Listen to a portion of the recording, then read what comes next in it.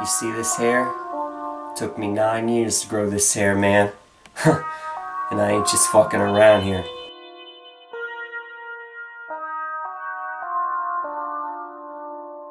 I'm going to Hollywood, man. And this hair, it's gonna get me paid and laid.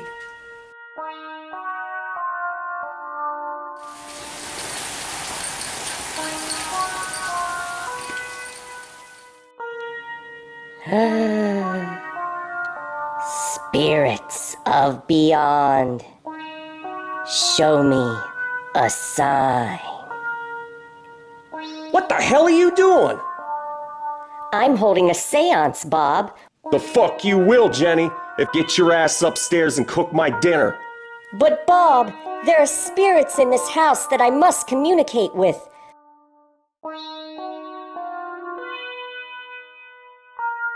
Don't you feel their presence? I'm throwing it right in the friggin' garbage, Jenny. Now go sit on that couch, you dumb bitch. Whatever you say, Bob. Whatever you say.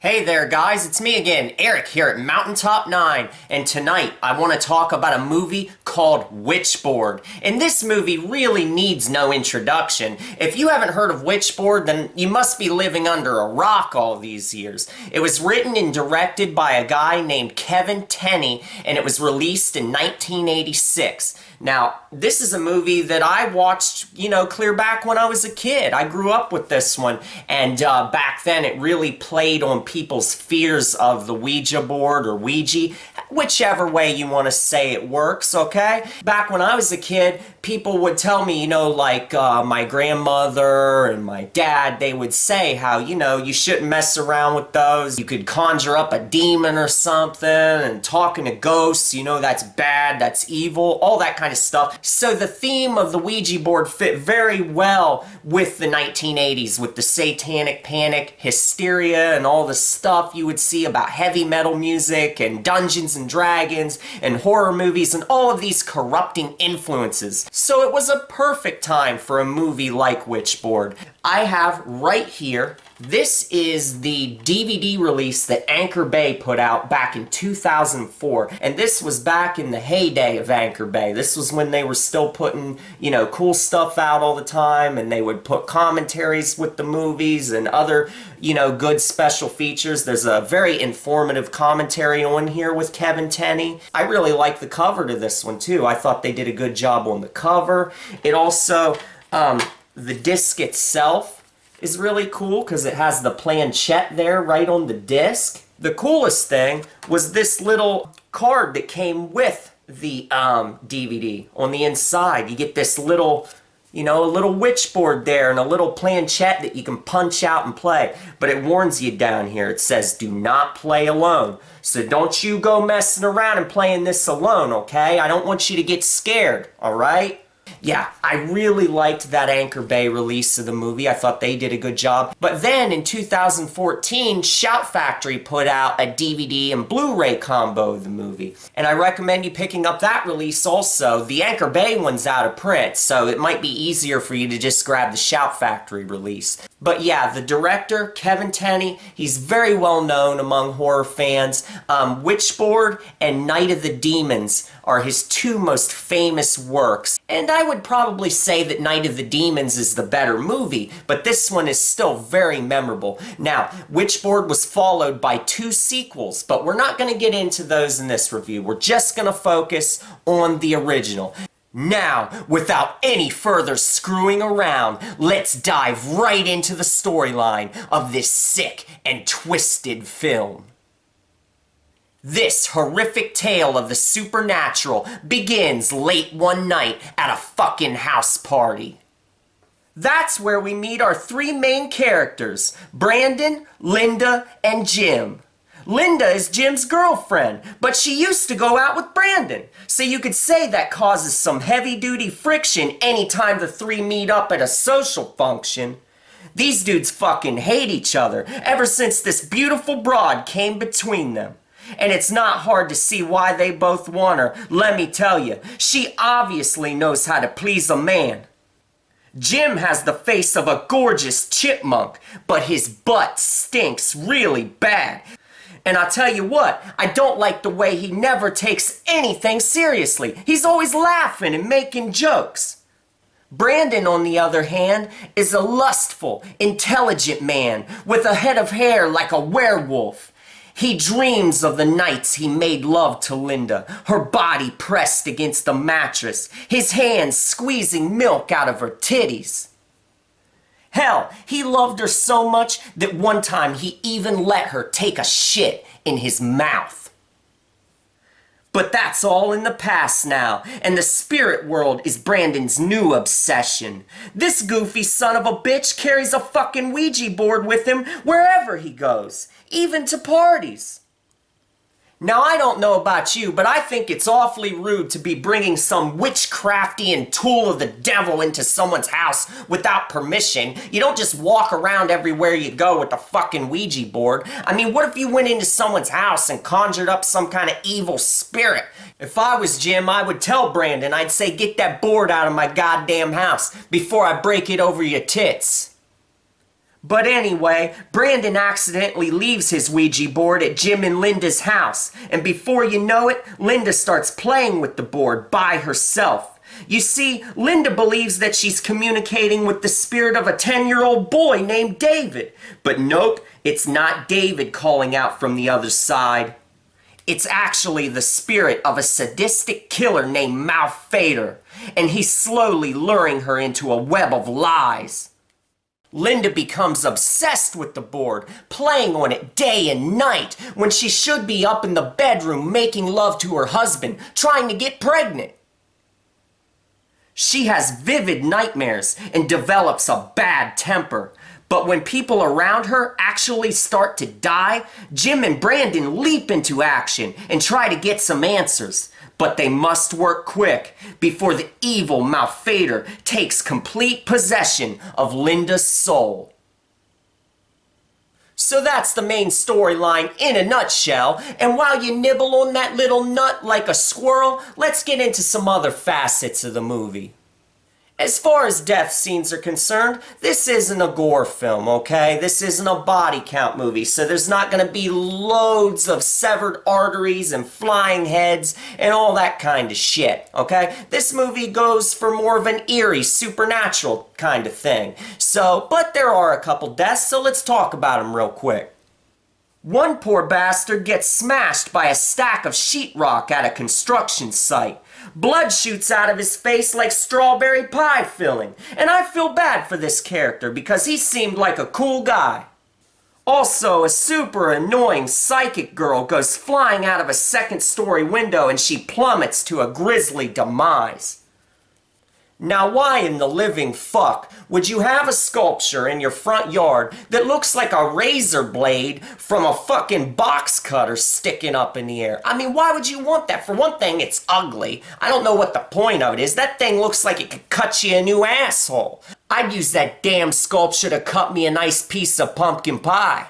That's what I do, and slap the pie down on a plate. And I don't give a fuck if you use Ready Whip or Cool Whip, whatever. Slather it on the pie. Just like nice jugs of breasts, okay? And eat that pie. Eat it. Let it baste in the air. Let it baste in the shit. And then eat it.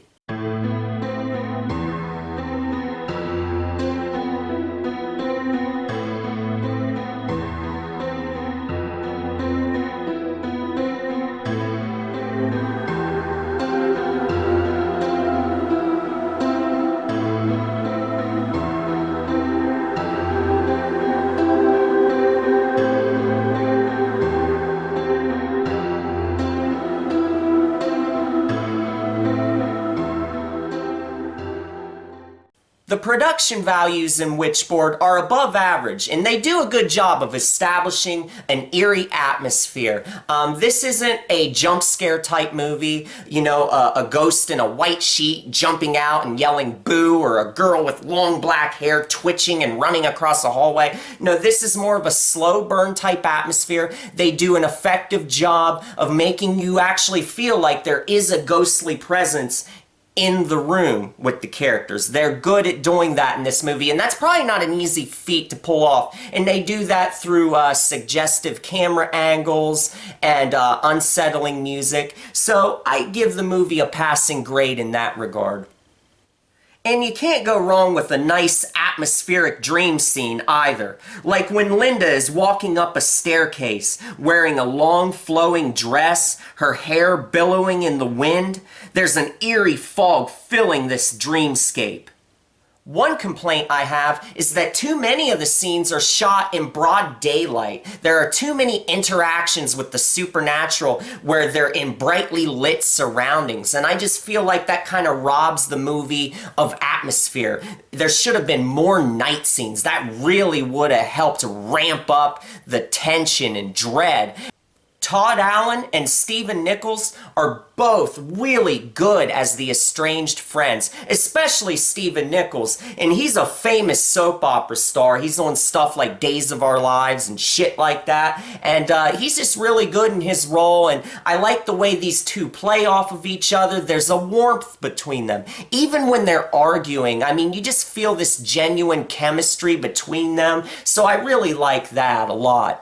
And Tawny Kitaen is Linda. She's pretty good in her role as well. She's a beautiful woman, and, you know, there's not much for Linda to do besides slowly become more immersed in this dark world, and Malfader is taking over her life and luring her into progressive entrapment and all that kind of hokum. But it works, and I think she does a good job in her role. But the standout acting is from Todd Allen and Stephen Nichols, and there's no doubt about that. And I'll tell you what, the acting really helps give the finished product a nice polish. It really elevates the movie. It's better than it should be simply on the strength of the acting alone.